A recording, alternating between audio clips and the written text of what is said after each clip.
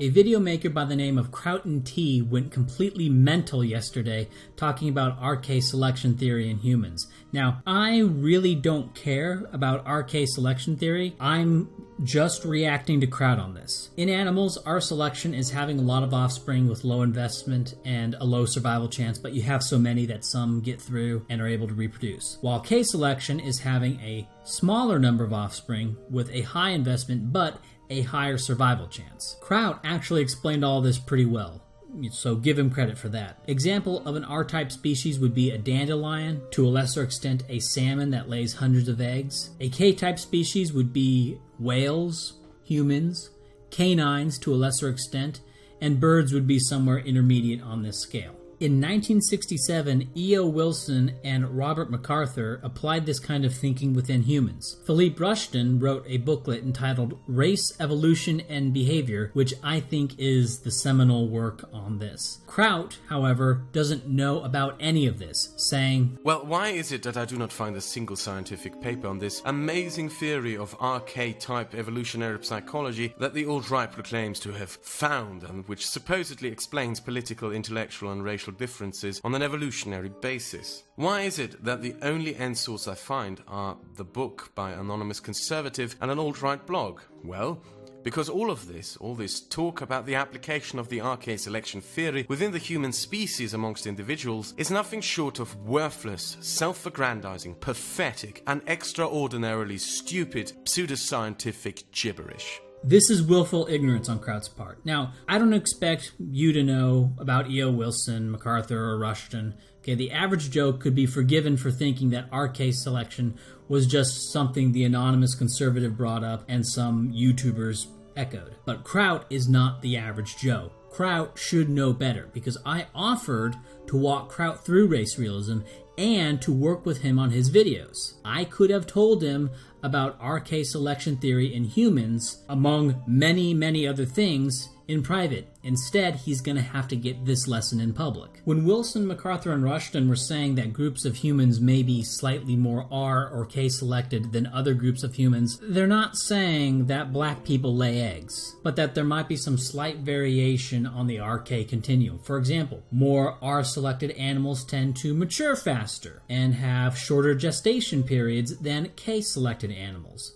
Okay, well, race differences in pregnancy lengths are a replicated finding. Blacks and South Asians tend to have shorter pregnancy lengths than Europeans in Britain, about 7 days shorter on average. A 1987 study in the United States found that blacks in New York City, on average, gave birth 4.4 days earlier than whites in New York City, while blacks in South Carolina gave birth 7.7 days earlier on average. And I think the difference between New York City blacks and South Carolina blacks is due to admixture. We can also look at a 2013 study from the CDC, which, among other things, reported the rate of premature births by race. We can also look at the average age of onset of puberty in Mexican American, white, and black males and females. There are also several studies looking at differences in newborn reactivity between the races. So there's all sorts of things like this that are well established in humans. So the RK people, they use these kinds of differences as a starting point of analysis for race differences in psychological traits.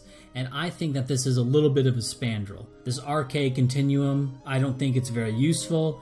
And like most evolutionary psychology, it's very speculative, but it's not what Kraut is making it out to be. Now, this video that I've been playing throughout, this is a quick overview of racial differences in infant development, with African and Australian Aborigine infants being more developed at birth than European infants, who are more developed at birth than either Navajo or Japanese infants. What Kraut then does is make a very extreme typological syllogism, claiming no RK differences within species. These two categories are cemented, set in stone, biological categories with no leeway or room for overlap. Cannot separate a species from the sexual reproductive strategy that it has evolved to have. Now, this is a very bizarre proclamation. We can look at average gestation time and litter size for domestic cats, for example. Those are not the same, even though they're all the same species. We can look at differences in gestation periods between breeds of horses and ponies. Those are not the same, despite being the same species. We have data on domestic domestic dogs and how breeds vary in litter size and gestation period. Those are not the same, despite them being the same species. The best data on this sorts of stuff seems to be on farm animals and pet animals.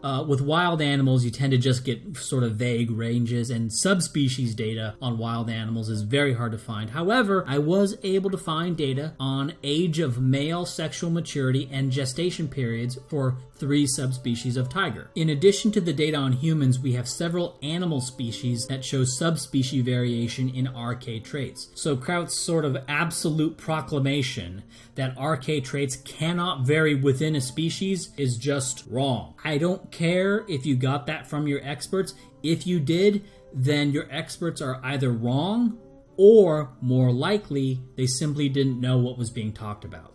Here's what I think happened. Kraut talks to one of his experts, and he told him, the alt-right says that races differ on the RK sexual strategy scale. And his experts immediately thought in terms of the kind of large-scale cross-species differences that you normally think of when you think of the RK sexual strategy continuum. Not, say, a weak difference in gestation or black newborns having the motor skills of a 1-month-old European infant. Now, a clue that this is what happened is that he keeps babbling about the method of sexual reproduction, bringing up this slide over and over again as if it's some sort of in-your-face refutation of RK selection theory in humans. Again, I don't care about RK selection theory in humans, and this video has been very tedious to make because I have such little interest in the topic. I'm simply reacting to Kraut on this. Now, the punchline of RK selection theory in humans is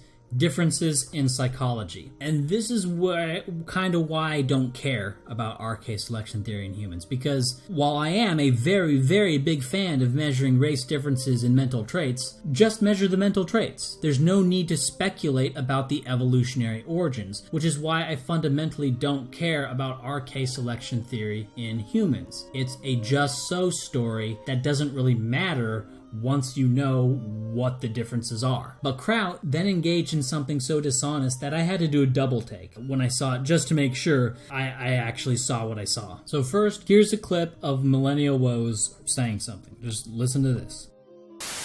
Within these nationalist circles, you get guys who are not naturally K-types. Indeed, I'm one of them, to be honest, but that's another story. I'll talk about specifically a certain type of guy who gets involved in nationalism, and, it's not just one type, but they have this thing in common, which is that they weren't born K-types. They weren't born steady, practical, thinking long-term, and so on.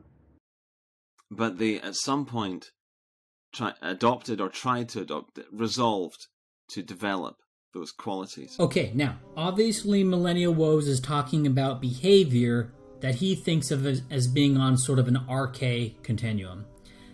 I'm not a fan of what Woes is doing. I wish he wouldn't use a concept of reproductive strategies to describe things like, saving money, exercising, being diligent at work, finding a spouse, settling down, etc. I wish he wouldn't describe that using the RK continuum. That said, it's pretty clear that Woes is not talking about changing his fundamental physiology. He's not talking about laying eggs versus live birth, okay? What kind of a moron would you have to be to think that's what Millennial Woes was talking about? This kind of moron. He believes he can change his mammalian biological sexual reproduction strategy and presumably the sexual reproduction organs that have all evolved over the course of 220 million years by his ancestors through the power of sheer will. Or maybe Kraut isn't a moron, maybe he's just dishonest. But how? I mean, this is so brazen, I have a hard time imagining that Kraut could be either this dishonest or this demented. But here it is, unbelievable. And yet, it stands right before us. Kraut then goes on to say another whopper. Between R and K type in accordance to a biologically inherited political alignment or skin pigment, as if being liberal or black makes you have sex like a reptile, fish, or amphibian. Buddy, skin pigmentation is caused by a hormone known as melanin.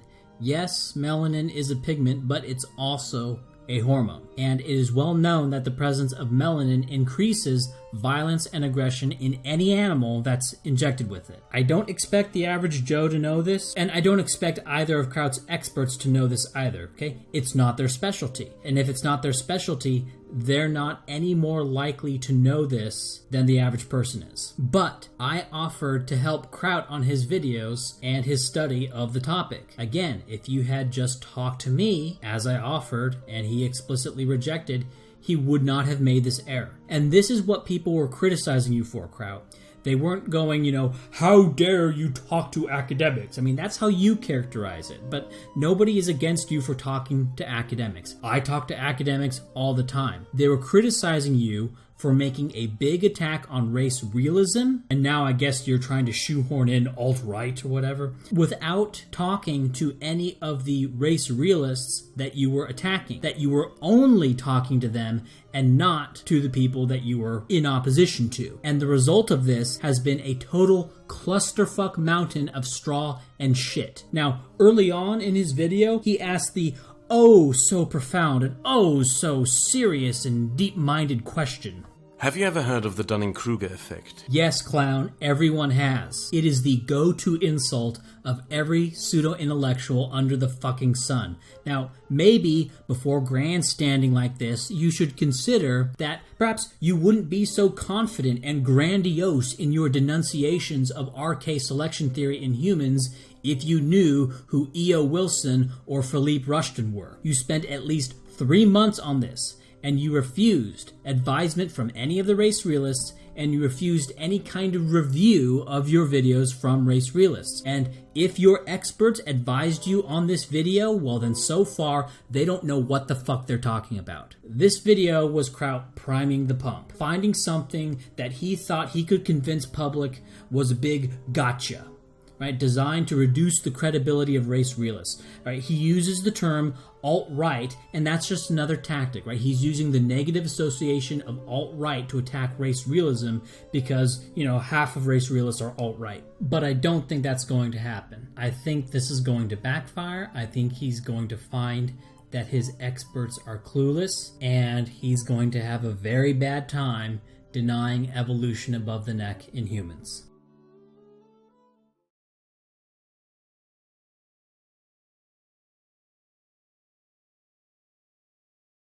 Sexual reproduction is, after all, how species are differentiated from each other within the science of biology. His video is full of all these stupid little prick points.